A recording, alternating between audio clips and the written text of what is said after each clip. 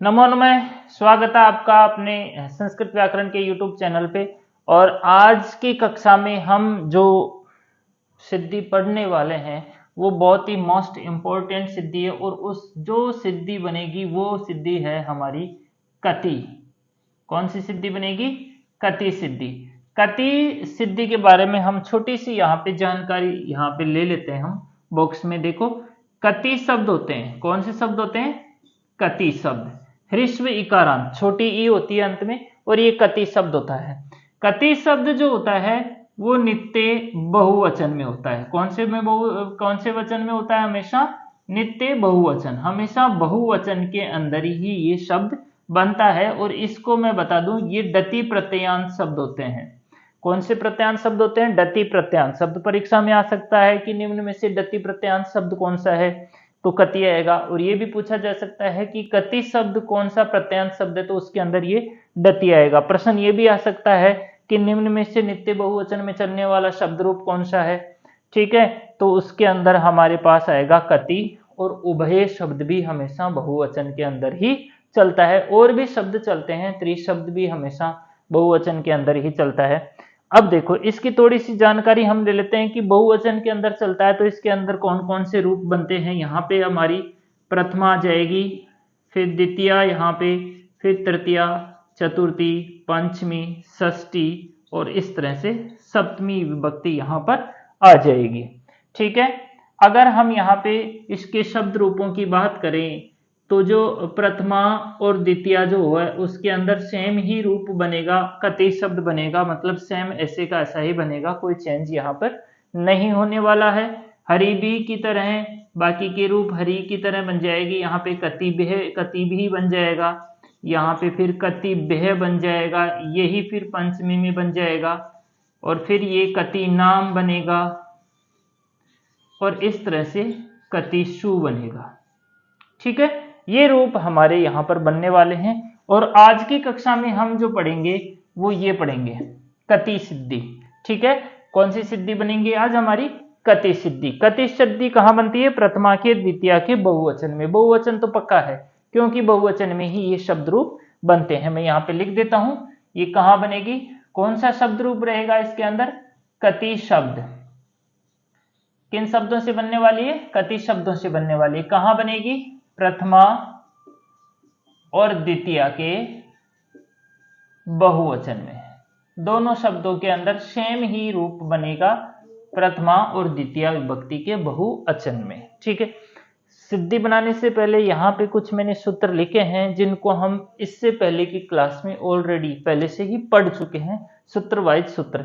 आज की कक्षा में हम, अगर आपने पहले सूत्र नहीं पढ़े हैं या वो क्लास नहीं ली है, तो इनके बारे में एक छोटी सी जानकारी ले लेते हैं।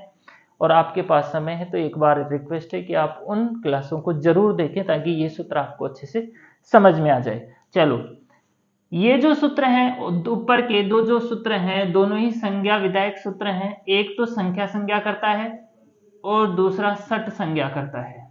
ठीक है, ये संज्ञा करता है और ये सट संज्ञा करता है। ठीक है, ये संज्ञा किसकी करता है? बहुगुण की, वतु प्रत्यांत की और डति प्रत्यांत की। डति प्रत्यांत शब्द कौन सा है? मैंने आपको बताया, डति प्रत्यांत शब्द है कति शब्द। ठीक है, तो कति शब्द की कौन सी संज्ञा यहाँ पर हो जाती है? संज्ञा यहाँ पर हो जाती है, ध्यान रखना।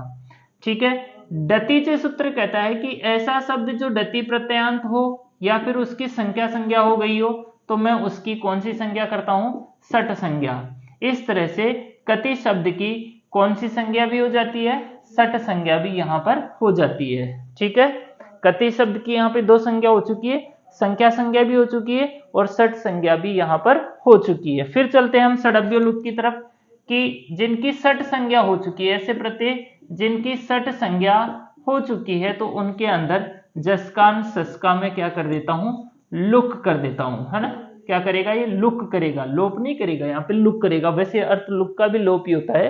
ठीक है, इसका सूत्र प्रत्यय से लुक लोप एक सूत्र आता है, वो मैंने यहाँ पे नहीं लिखा, वो ये बताता है कि लुक का मतलब भी भाई लोप ही होता है। ठीक है, तो इन दोनों का ही क्या कर देता है? ये लोप कर देता है। मैं लिख देता हूं यहाँ पे आपके लिए, सेगा लुक का मतलब भी लोप होता है।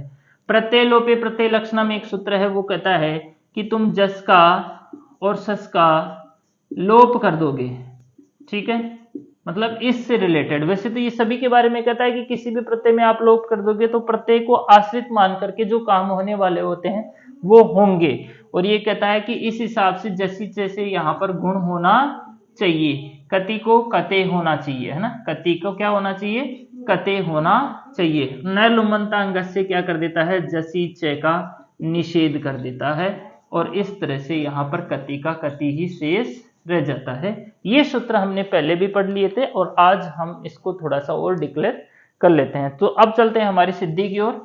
सिद्धि हमारी एक कति शब्द से बनने वाली जो है कति सिद्धि। देखो कुछ अलग आने वाला है इसके अंदर, देखो कति शब्दार्थ, हम सिद्धि कौन सी बना रहे हैं, कति सिद्धि। ऋस्वीकारांत ऋस्वीकारांत, कोई भी चेंज नहीं है, जो सिद्धि है वही शब्द रूप है, ठीक है, मतलब जो भी प्रत्यय आएंगे उनका लोप हो जाएगा और कति शब्द से ही कति सिद्धि बन जाएगी, ठीक है। कति शब्दार्थ, यहाँ पे जो प्रातिपदिक संज्ञा होगी वो अर्थ व धातु र प्रत्यय प्रातिपदिकम से नहीं होगी, यहाँ पे जो प्रातिपदिक संज्ञा होगी वो होगी कृत अद्धित समासास्य से। कौन से सूत्र से यहाँ पे संज्ञा होगी, कृत अद्धित समासास्य से प्रातिपदिक संज्ञा होगी। तो यहाँ पे लिख देंगे हम इति सूत्रेण प्रातिपदिक संज्ञा कृते।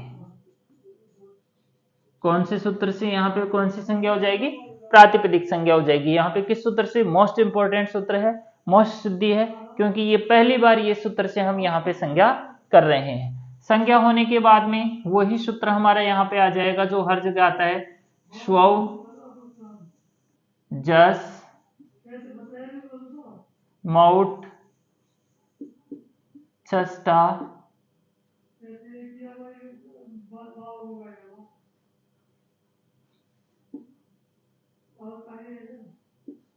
छष्टा इत्यादिना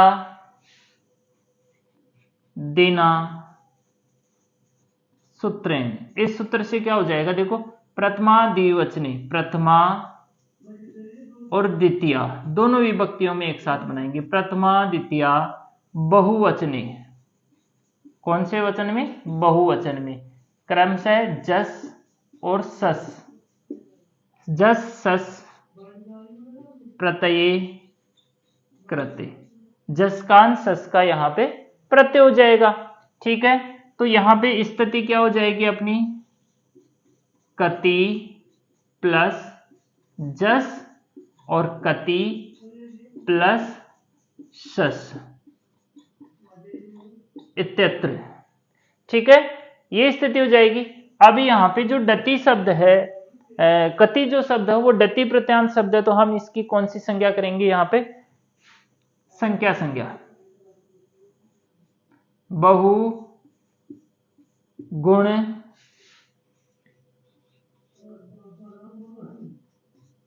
डति संख्या, बहुगुण वतु डति संख्या इति सूत्रेण संख्या संज्ञा करते। कौन सी संख्या हो जाएगी इसकी, संख्या संज्ञा हो जाएगी। जिसकी संख्या संज्ञा हो गई है और ऐसा डति प्रत्यांत शब्द तो उसकी सठ संज्ञा भी होगी, तो यहाँ पे सठ संज्ञा भी हम कर देंगे, बोलो डति च इति सूत्रेण सठ संज्ञा कृते। सठ संज्ञा हो गई, ठीक है, सठ संज्ञा होने के बाद में, ठीक है,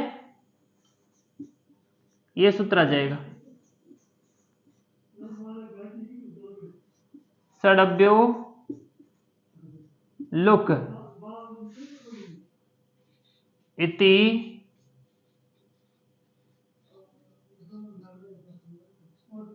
त्रेण जस सस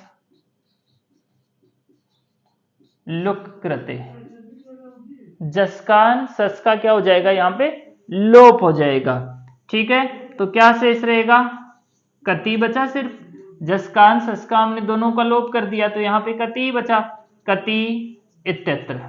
इस स्थिति में देखो यहां तक हम पढ़ चुके हैं। अब आएगा सूत्र प्रत्यय लोपे प्रत्यय लक्षणम, इसको लाने की जरूरत नहीं है। हाँ ले आते हैं हम इसको। प्रत्यय लोपे प्रत्यय लक्षणम।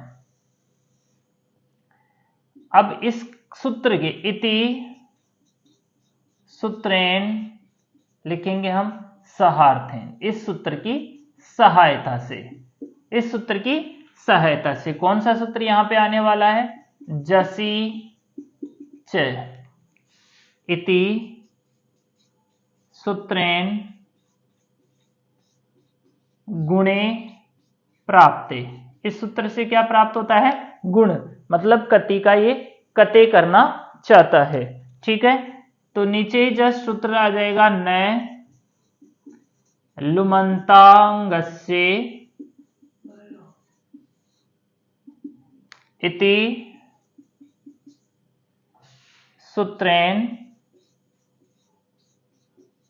गुणे निषेधे कृते। इस सूत्र से गुण का क्या हो जाएगा, निषेध हो जाएगा, और वही कति इति रूपम सिद्धम। सिद्धि तो हमारी यही बन गई थी, जैसे ही कति से षडव्य लोक से जस सस का लोप होता है तो कति ही बनती है।